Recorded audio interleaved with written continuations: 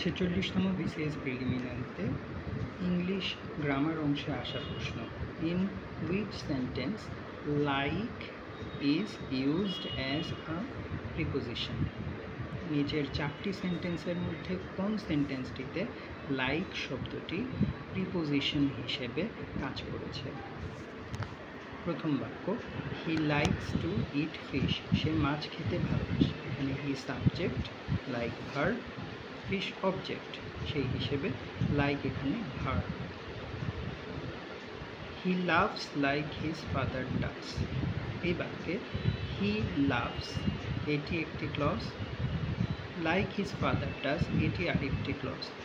সে তার বাবার মতো করে হাসে। He subject, love verb, his father আবার সাবজেক্ট, ডাজ এখানে আবার ভার্ব। তাই দুটি ক্লজকে একত্রিত করেছে লাইক। লাইক এখানে কনজাংশনের কাজ করেছে। সিতে he climbed the tree like a cat. এখানে লাইক শব্দটি একটি নাউনের পূর্বে বসেছে। এ ক্যাট হচ্ছে নাউন, আর আমরা জানি প্রিপোজিশন একটি নাউনের পূর্বে বসে সেই নাউনটির সাথে বাক্যটির অন্যান্য অংশের একটি সম্পর্ক স্থাপন করে। সেই অর্থে লাইক এখানে প্রিপোজিশনের কাজ করেছে। আমরা যদি প্রিপোজিশন শব্দটিকে ভাঙি তাহলে প্রি প্লাস পজিশন মানে পূর্বে অবস্থান। কার পূর্বে অবস্থান? নাউনের পূর্বে অবস্থান। প্রিপোজিশন সবসময় নাউনের পূর্বে অবস্থান করে।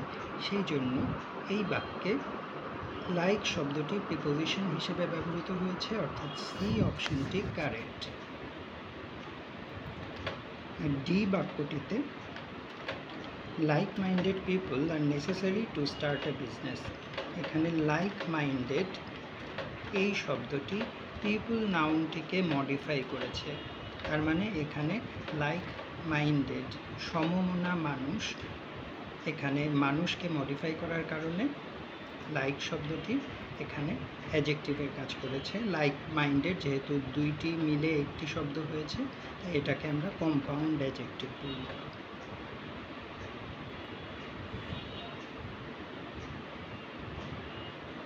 তাই এই প্রশ্নের সঠিক উত্তর হবে C, he climbed the tree like a cat.